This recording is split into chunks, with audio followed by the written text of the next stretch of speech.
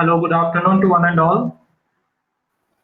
Welcome all of you to this webinar come contest organized by IEEE CSMEA Student Branch Chapter.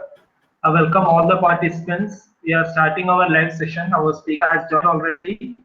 We'll wait for 1 to 2 minutes more for the participants who are pending to join. We'll start in a couple of minutes. I think many of the participants are very new to this platform.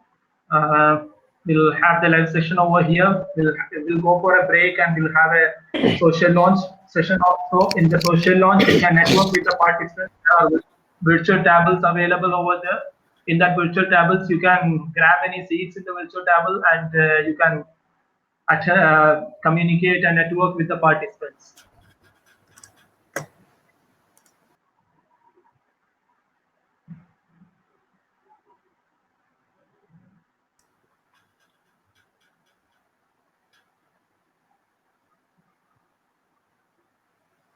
There is a raise hand option to the right of your screen.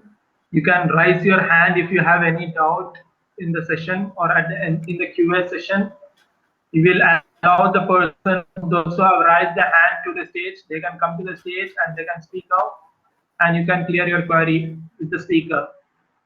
When in the QA session, you can raise your hand if you are having any queries. To the right, you will be have the raise hand option.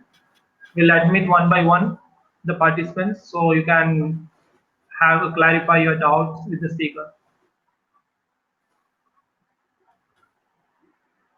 Okay, I think we can start the session. First of all, let me welcome you all the participants and our honorable speaker Nadeem, who join over here to take our wonderful session on COVID-19 detection using deep learning. I welcome you and I welcome all the participants join over here with your valuable time. And over to you, Nadeem. Hi, hello everyone. Am I audible? Yeah, you're audible. Okay, I'll just start the screen sharing and we'll get on with it. Okay, is everyone able to see the screen? I think we'll take us 2 seconds. No. Yeah, it's coming up. It's coming up. Okay, cool. So first we'll start with deep learning basics. So basically, what is deep learning? Okay, it's extracting useful patterns from data. So AI is basically mimicking human behavior, human brain, and machine learning is learning a lot from a lot of data, and deep learning is optimizing that data and extracting useful patterns from it. So some applications of deep learning are facial recognition, image classification, speech recognition, and so on. So we all use deep learning applications in our daily life. So for example, let's see. Let's start with machine learning models. Okay, so your YouTube recommendations are basically machine learning models. Your search recommendations are machine learning models, and so on. So I'm pretty sure you all have seen what YOLO is. YOLO is a object classification and detection algorithm, and Excuse me, Nadeem. 1 minute. Yeah. I think you are facing the screen share problem. They are saying that the screen is not visible. Could you reshare it, please? Did you reshare the Yeah, screen? I'll just. Okay, yeah.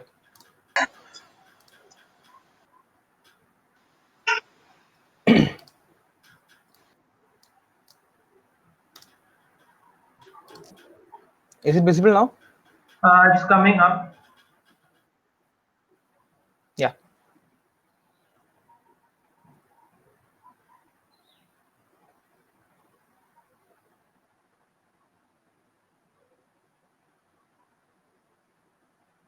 Yeah, it's visible right now. Yeah, you can go. I request the participants, if it is not visible, please refresh the browser or switch to the light mode.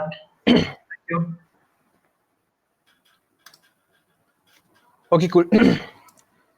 So we are talking about deep learning and YOLO being one of the prime examples. So YOLO is used very widely everywhere, and many projects have been done on top of that to implement YOLO. And deep learning is basically neural networks and optimization. So we have different types of neural networks, and we optimize that to make a proper deep learning model. And Python is a programming language we use to make deep learning models, and TensorFlow is the most common library that is used. But PyTorch is coming up nowadays, and it's a very good library to start deep learning. It's easier than compared to TensorFlow. So for a proper deep learning model, we need huge amounts of data. So data is very important for deep learning model. So a thinking of A started when we wanted to imitate human brains. Okay, so uh, neural networks are basically how a brain is designed. So there is a diagram around here. Yeah, okay. So basically, neurons in our head are how neural networks are designed. Each node in neural networks is designed. So this slide shows history of deep learning and milestones, and you can see all that here. So I'm just going through the basics really fast, and we'll get on with the COVID detection part. This is the history of deep learning tools. So we are all familiar with TensorFlow, and then came in PyTorch, then came TensorFlow proper version, like release version 2017, and PyTorch came out in 2017 too. PyTorch is gaining popularity nowadays. So this is a simple neural network written in TensorFlow.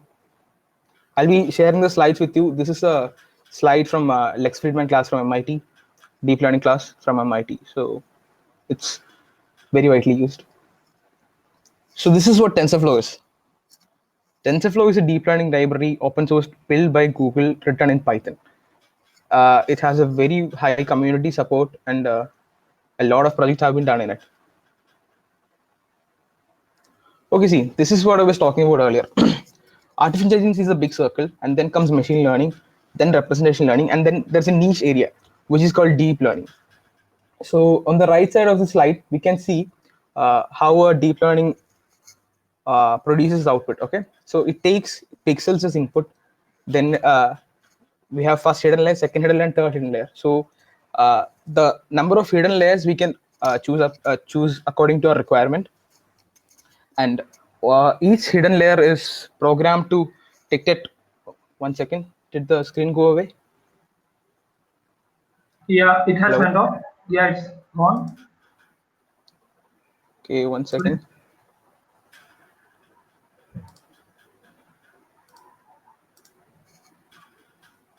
Is it okay Yeah, now? it's coming. It's coming up. It's coming up. Yeah, visible. Okay, so the first hidden layer and second hidden layer, third hidden layer. So each hidden layer is supposed to detect a certain feature. So first hidden layer will detect edges, second hidden layer will detect corners and contours, and third hidden layer will detect certain parts of the object. Okay, and that will classify uh, the the input we have given into what the input is. So if it's a car, it will classify as a car. If it's a person, it will classify as a person. And if it's a mixture of both, it will classify as both.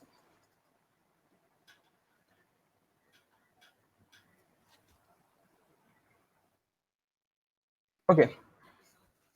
So as you can see in the graph given below, the amount of data determines how good our deep learning model is going to be. Okay, so for a pretty good, accurate deep learning model, we need large amounts of data, and that is why deep learning is still struggling. Let's take an example of AutoML. Okay, Google launched a thing called AutoML in their 2019 I/O. It's basically any computer vision model. You can just build it yourself because the largest data is held by Google, and they're able to build that kind of thing because they have that kind of data. So if we have enough data, we can build really good deep learning models. Okay, this shows the hype of deep learning. Uh, I'm afraid to say that deep learning is a very good technological field, but it's a lot hyped up right now. So, and it's a very hard area to master. So, if you don't have that kind of dedication or passion towards this industry, it's better to focus on other arenas because it's very, very hyped up. And for you to produce proper output or proper projects in that area, or build a proper neural network and deep learning model from scratch, you have to be really educated in that area. You have to get masters or PhD in that area. So this graph kind of shows that. And then there are other applications for deep learning. One example is autonomous cars, autonomous robots. I've worked on Swarm UAVs. Autonomous Swarm UAVs, basically, they're a group of drones which flies around on its own in indoor. So in that, we use deep learning a lot to teach how to perceive the environment, how to see objects that are there, how to identify what objects they are, and that's why we use deep learning in that situations.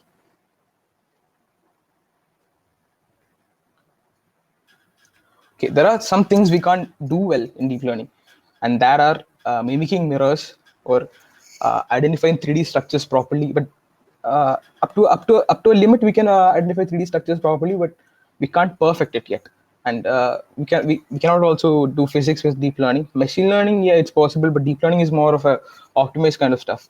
And then accurate prediction is not possible. Like 100% accurate is not possible. We can predict to up to around 97%, but 100% is not possible. And if you want to build a very accurate model, we are going to have a lot of data.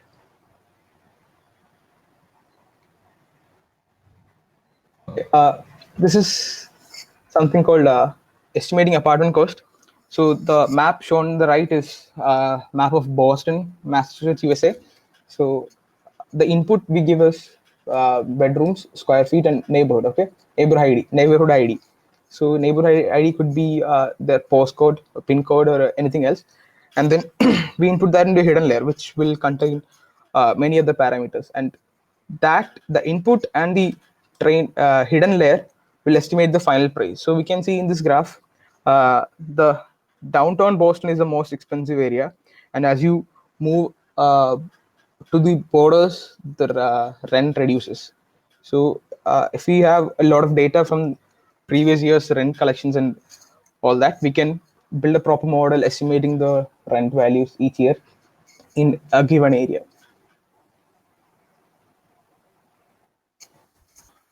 Okay, so here we have types of learning. So first is supervised learning. So we give all the data, we label all the data and give it to the model to learn, and that's called supervised learning. And then we have to focus on mainly only three learning: supervised learning, reinforcement learning, and unsupervised learning. So in unsupervised learning, we are giving the data to machine to do whatever it wants with it, and we expect the machine to make sense of the data. Okay, reinforcement learning is basically we'll help the machine up to a part, and then we expect the machine to complete the whole thing on its own later. So these are data augmentation techniques. So imagine we are feeding an image into the deep learning model. So data pre-processing also you can call this. And so for certain models, we require the image size to be this, or image channels to be in this color, or image color spacing to be this, be exactly that. So so these are the operations we can perform on the data to make it fit our model design. So yeah, this is a very funny slide representing how humans need only very few examples to learn, and machines need thousands and millions of examples to learn to make sense of the data. Okay, this is how training happens. So we input the data into the learning system and produces correct output. So we test that model by giving new input data, which is similar to the input data we gave for the training, but it's not exactly the same, but different in some sense. And then we give it to the learning system, and it produces the best guess. And by that accuracy, we can estimate how accurate the model is. So this is how prediction in neural network happens. We input the data into the neural network and gives an output. Okay, so backpropagation is a technique which we use to reduce errors or losses in neural networks. So when we use this, we get the measure of error and we feed it back to the neural network. So it will adjust the weights and weights in the neural networks to correct that. So there are two types of this thing, and one is regression and one is classification. So regression is basically predicting exactly what the value is going to be, and that is, as given in this photo, you can see it will give the correct value. Classification is deciding between either this or that, and you can see that in the image. So this is multi-class versus multi-level. Class is basically when you're classifying into different subjects, each object is called classes. For example, in a image we see a dog, a bottle, and a table. Those three are different classes. A dog is a class, a table is a class, bottle is a class. So these all are classes, and all classes have an identifying label, and that's what this is depicted in the image. So multi-label is basically one image we have multiple classes, and that's shown in this image. Okay, so what can we do with deep learning? We can build different types of networks. So we can build one-to-one networks, one-to-many networks, many-to-one networks. We can build a lot of things with deep learning.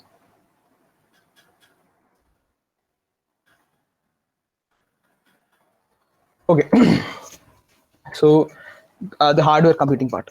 Okay, so deep learning, for training deep learning, we need powerful systems.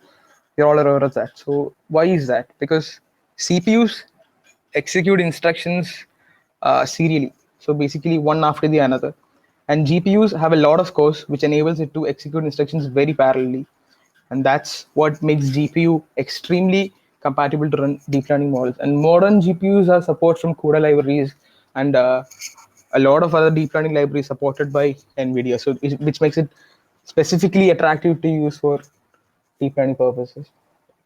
And then in 2019, Google introduced TPU, which is a custom ASIC device which enables extremely parallel computation for deep learning, and which also enables to perform deep learning on the edge. On the edge means you can perform deep learning on whatever low power device you're using. For example, Raspberry Pi and Arduino. You can build deep learning models for that.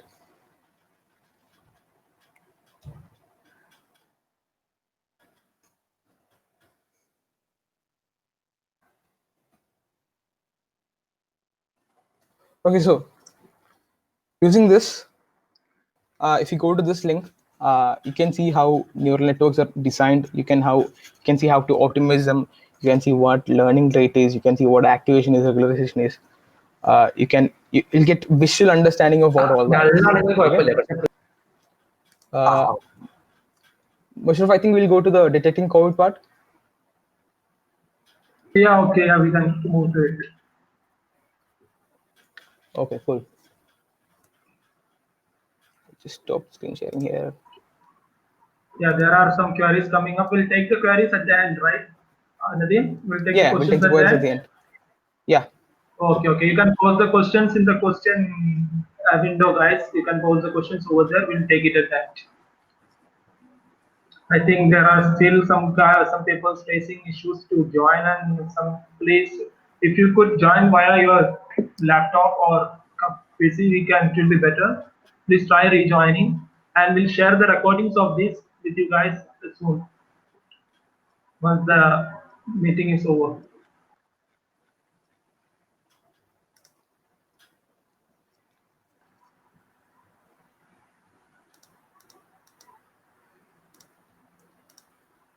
Okay, so is the screen visible? Yeah, it's coming up. It's coming up. Okay, we are going to follow this tutorial based on Yeah. built by Adrian. So it's PyImage Search is a very good place to learn computer vision models and learn how to build your own computer vision models from scratch. So he built this tutorial on how to detect COVID in X-ray images with Keras and TensorFlow. So I'll explain basically what's going on. We have two data sets. Okay, one is X-ray images of chest X-ray images of people who are having pneumonia due to COVID, and the other is people with healthy people. Okay, so in this project we have around 25 images of both. 25 images of normal and 25 images who of people who have COVID. Okay, so first is we download the data set and pre-process it. 1 second. Is everyone able to hear it and see it?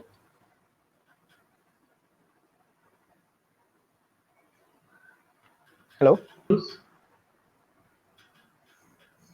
I think if you are facing some issues, let's see. Yeah, it's visible, right? Yeah, it's visible over here. I think maybe the network issue with the participants that's not making them visible the screen. Yes, it's visible. You can proceed. Ready? All right, yeah. Okay. So this is how a directory should be, and you can use this link. I'll just post it there right now. You can go to that link and download the source code. Okay. All the objective of this program is to increase the accuracy of the model which has already been built. Okay, this uh, this particular model uses 25 images for COVID and 25 images for normal. You can find your own data from online. You can augment your model according to your requirement and make it more accurate. In this, Adrian has mentioned an accuracy of 90 to 92%. So if you build more than that, then good. Okay, let's go ahead. So this is how a directory should look like. Dataset should have two folders, COVID and normal, and there will be a file called build COVID dataset py, and sample kaggle dataset.py and train gov.py. Plot.png is generated when we train the model, and COVID-19 also is generated when we train the model. So as a first step, you have to import the necessary packages and libraries. Okay, from TensorFlow, we have to import a lot of libraries which are given here, and we have to import OpenCV, Matplotlib, NumPy. We have to import sklearn2. So you have to use all that libraries. You have to pre-install all those libraries to be able to work on this model or run this model. So this is where you build the argument parser, which is, these all are already done in the program. All you have to do is edit the parameters and use new data to make a new model with a higher accuracy. So, okay, so this part reads all the image, all the path where the image is, and stores it in this data, and this one stores the labels. Okay, so this one image cv to im read path, this one reads the image into the variable called image. This one changes the color space from bgr to rgb. Usually in OpenCV it's in BGR, so we have to convert into RGB. And this part resizes the image to 224 by 224. So 224 pixels by 224. As I've mentioned in that slide earlier, this part is called data augmentation or data pre-processing. Okay.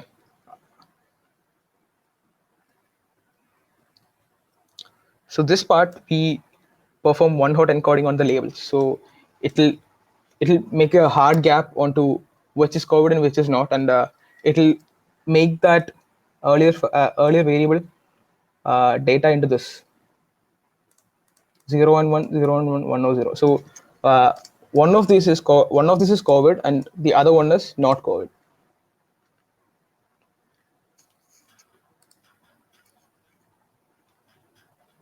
Okay, so here is the VGG architecture neural network we are using. You're free to go ahead and play with the parameters and see what output you're getting, but yeah. So this is the input tensor, and the shape is 224 by 224, which we have resized earlier. If you can change that, you can change the one above also, and the 3 is the number of channels, which is BGR.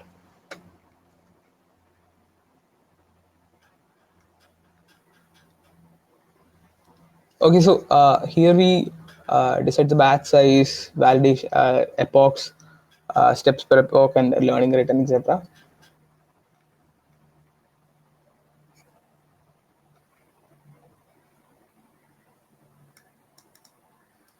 And here we make a confusion matrix to calculate sensitivity, specificity, accuracy, and other parameters.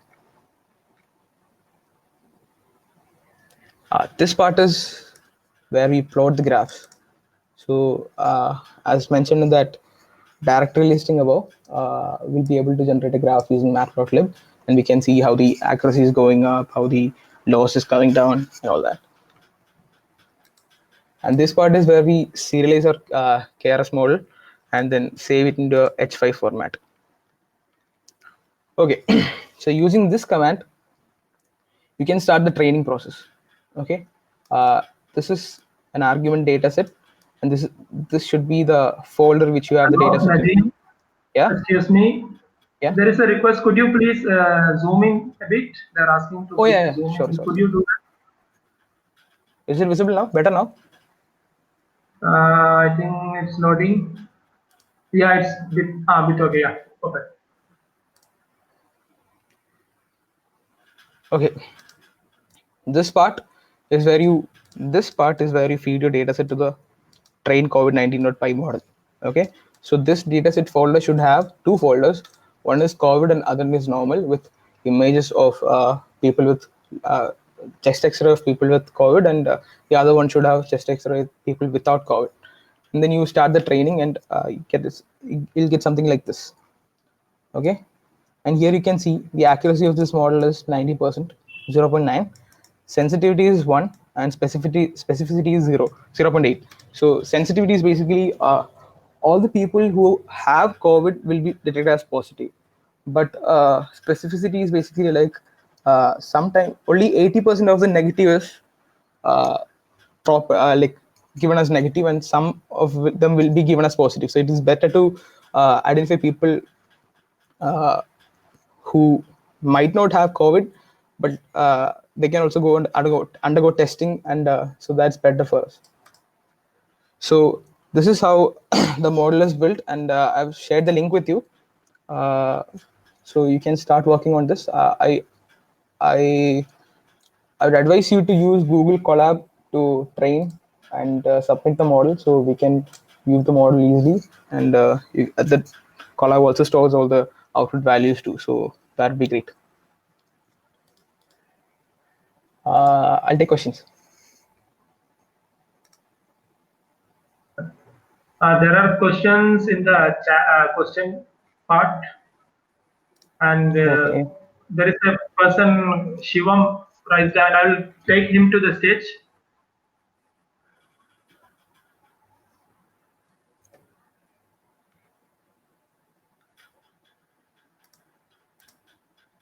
Hello, Shivam.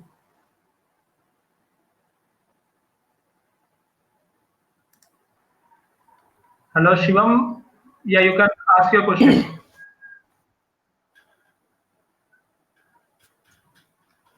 Shivam,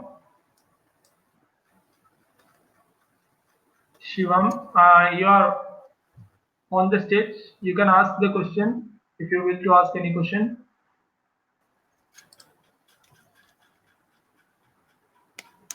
No, I think okay. Mic is not working. Okay. Is there anyone willing to ask the question in the stage? You can raise your hand. And I think there are questions in the chat window. Should I? No, in the question bar, you can directly. Okay, yeah, I'll see. Yeah. I'll see. Okay. Is the deep learning only meant to be done by Python? Can you do it in programming languages like C++, Java? Okay. We prefer Python deep learning because there are a lot of library support for that. Okay. But in autonomous vehicles, most of the part is done using C++. I'm not sure if Java is used for deep learning. And next question: can you actually run this code on Colab? Yes, you can run this code on Colab. You can mount the drive. You can upload these data sets into that, and you can run this on Colabs.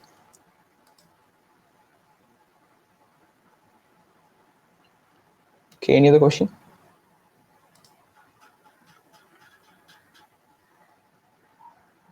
Is there any question, guys? You can raise your hand. Either you can.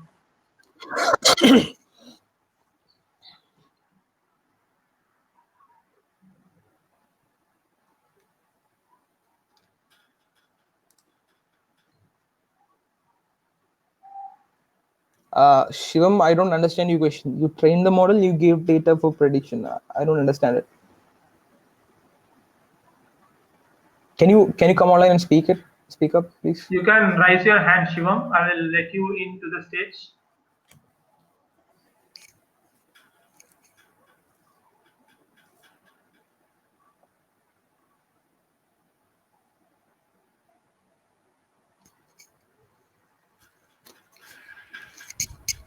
The participants, those who are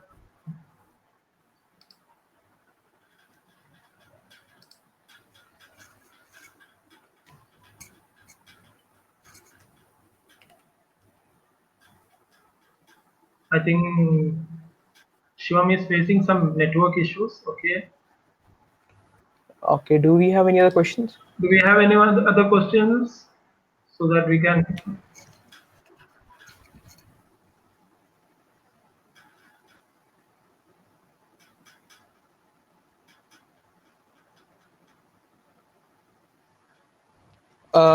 I don't know if you can work on Kaggle itself, but better option is used to run it on Colab. I'll share the link for that too. And here you go. Nadeem, Basically, yeah, yeah, you can carry on. yeah. It's basically a Jupyter notebook, but running on Google servers. So you can upgrade to GPU usage for free, and you also use TPU for training.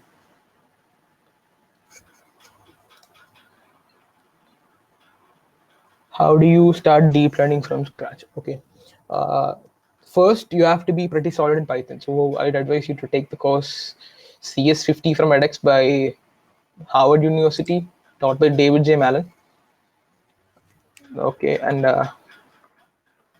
then you have to get, get comfortable with neural networks. So neural networks and deep learning. So for that, the course by deeplearning.ai is pretty good. You can follow that course.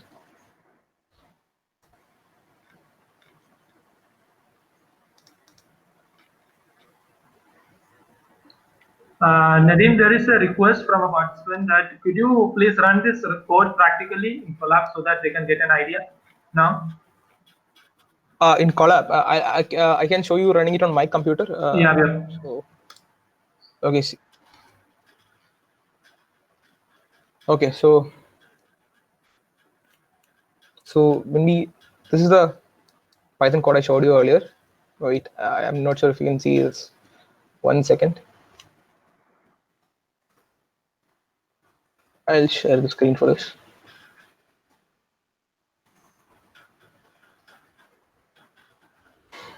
Okay, stop screen sharing here.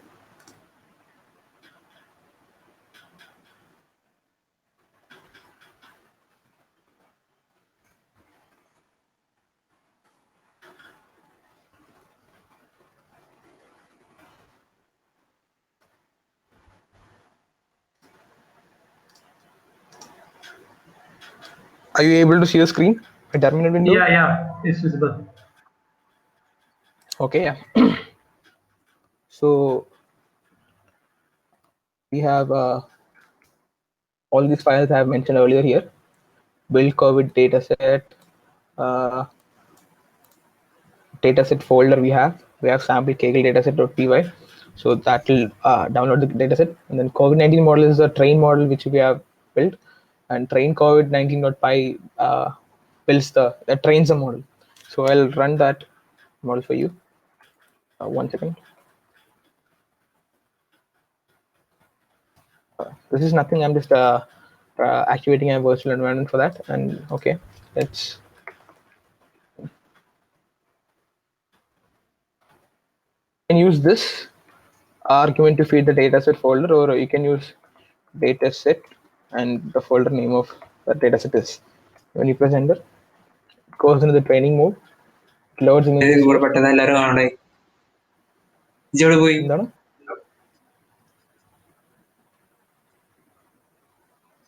Okay, this is how training is happening.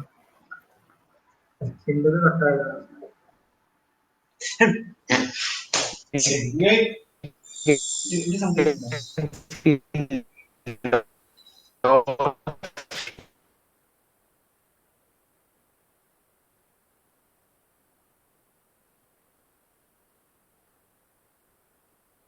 you can see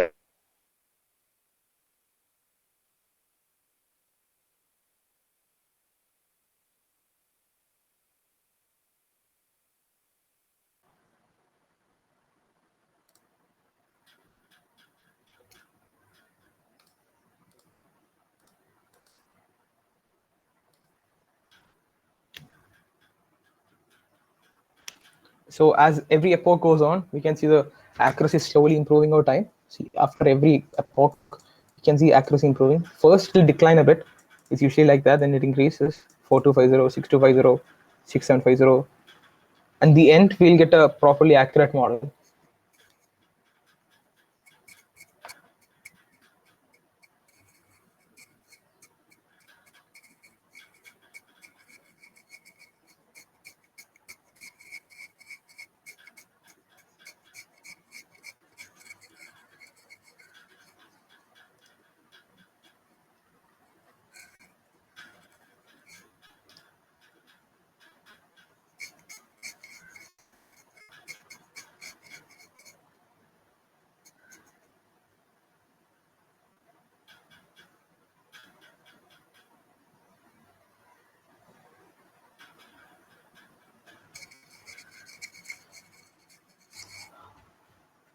Link of code. Here you go.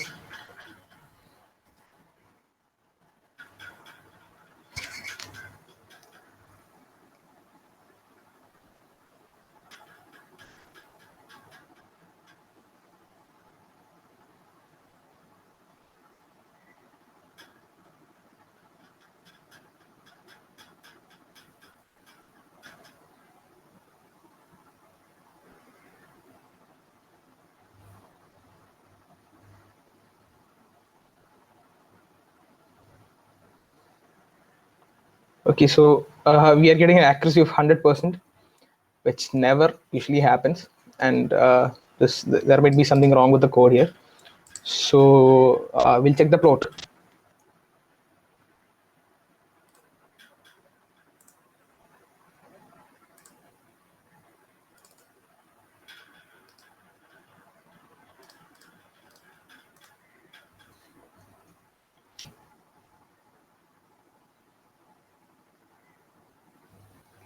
Okay, so here's the plot, as you can see.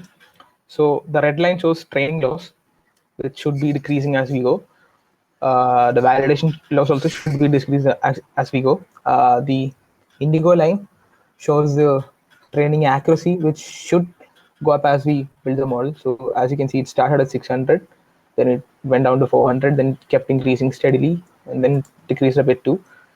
Then it went up again. So when we reach here at this point, okay, when we reach this point, this is where the accuracy is really good.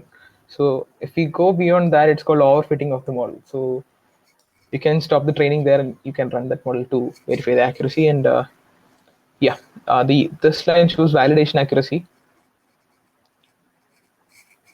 So any questions?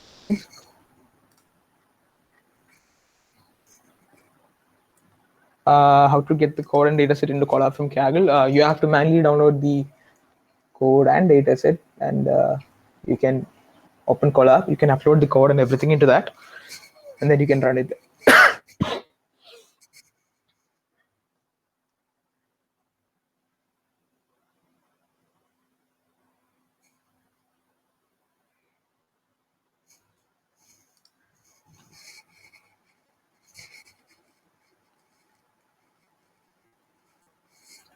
Does GPU affect the running model in Linux also? Okay, yeah. You can, if you have a GPU on a laptop, you have to have a driver to be compatible to make it run with the GPU training. So my laptop has a NVIDIA GPU. So to make use of that NVIDIA GPU, I have to install NVIDIA drivers first. I'm not training on the training data set again, because I was just demonstrating how it's supposed to work.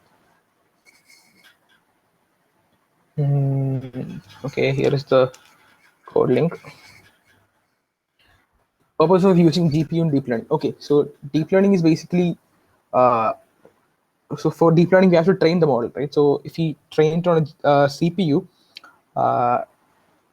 the instruction CPU handles, the way CPU handles instruction is very parallelly. So when CPU is able to handle, suppose, 8 instructions per second, suppose, and GPU, meanwhile GPU will be able to have handle like 10,000 instructions per second, because GPU is extremely parallel. That's why we use GPU in deep learning. Yes, it's also used in EML.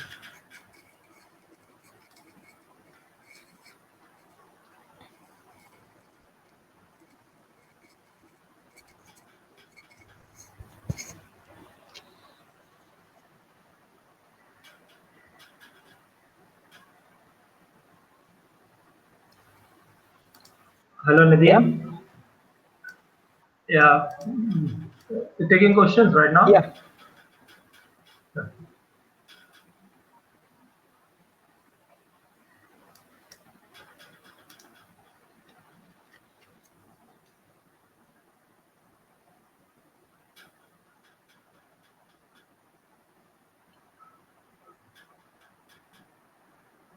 Akash bro, you can speak, bro.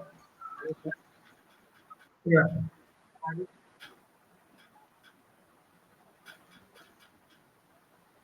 Hello. Yeah, you are audible. You can speak, brother.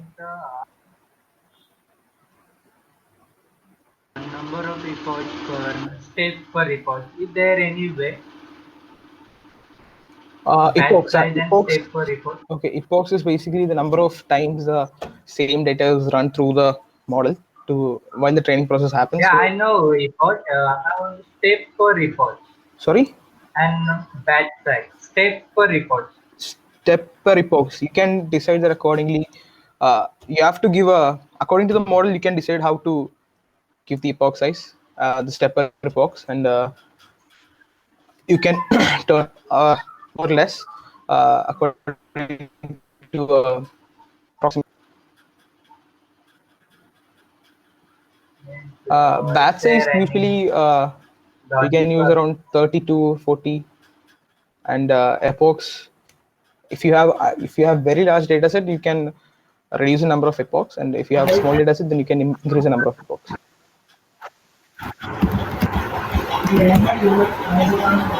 Hello, Shivam. Hello. Yeah, you're audible. You can ask your question. So am I audible? Yeah, you're Yeah, audible. yeah. Yeah. So hi Nadeem. Yeah, hi. I wanted to ask you a thing that while you were training your network, once you have trained it, Mm-hmm. then you go for testing. Okay. You give it some data. Okay. Now, what if like Sorry, it puts a I'm non-COVID losing. what I'm Can you asking repeat the question again? what happens if it puts a non-COVID person into a COVID category? How do you get to know that it is the wrong interpretation of the data? Okay, see, as I mentioned in the, I'll start the screen sharing again. Just hold on a second.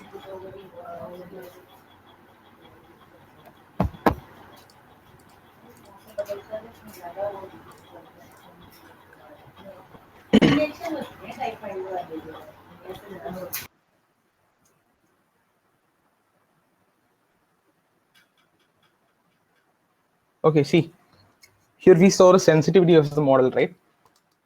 Sensitivity is 100%, which means that uh, there will be no false negatives. Okay, uh, yeah, there'll be false positive, but there will be no false negatives. So suppose a person has COVID, he will not be classified into a person who does not have COVID. So because that makes it very dangerous.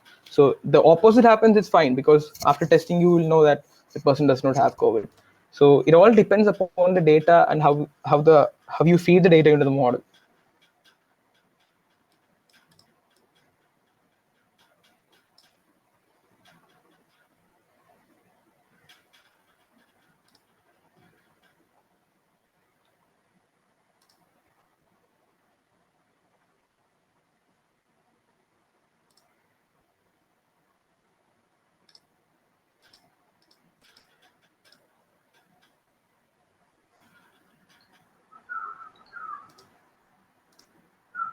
Nadeem, we are going for the conclusion.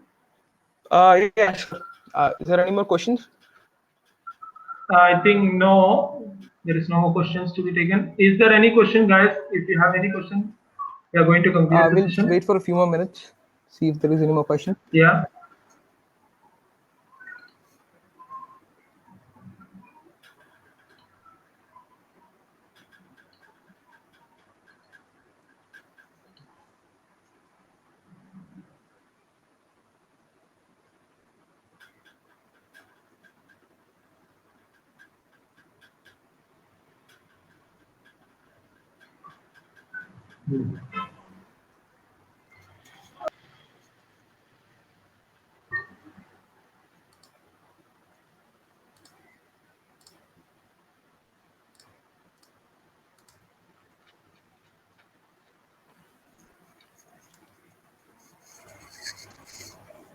Best configuration of laptop to work with deep learning. Okay.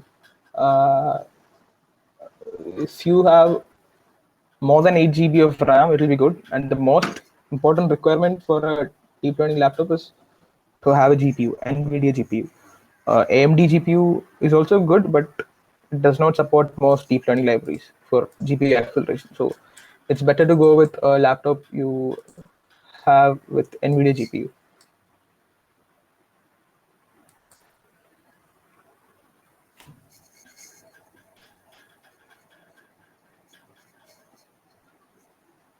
Okay. As all the participants will be aware of, we'll have a contest of COVID-19 detection.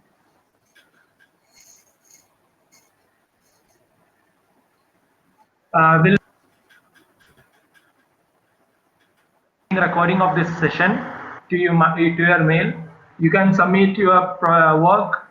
The deadline is on 8th of this month. Before 8th, you can submit your work. We'll go for the evaluation of the project.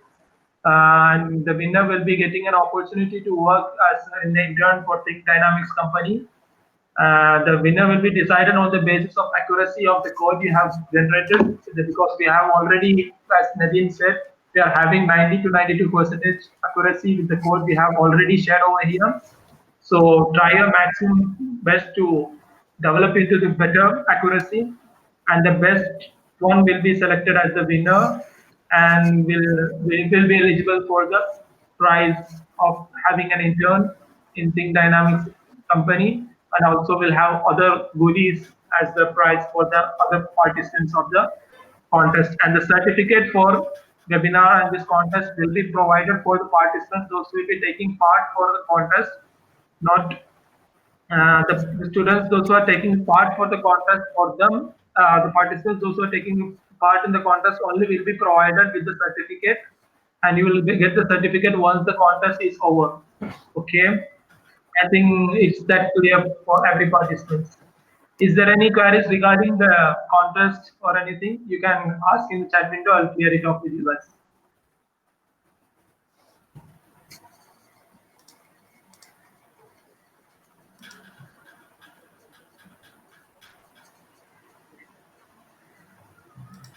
Okay, some work you have to submit the work. You will provide a guideline. You have to submit in Google form. Okay, we'll provide the link and all. You have to submit in that. We'll mail you guys the guidelines and the Google form and all. One with the recording of this webinar, you'll get it.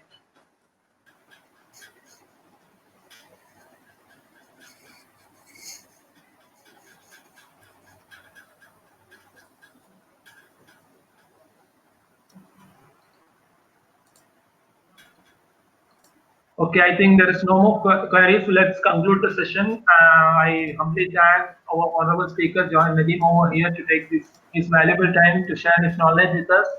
Thank you, Nadeem, and I also thank you all the participants who have joined over here. They had a great session. Thank you all, and all the best for the contest. Thank you, guys.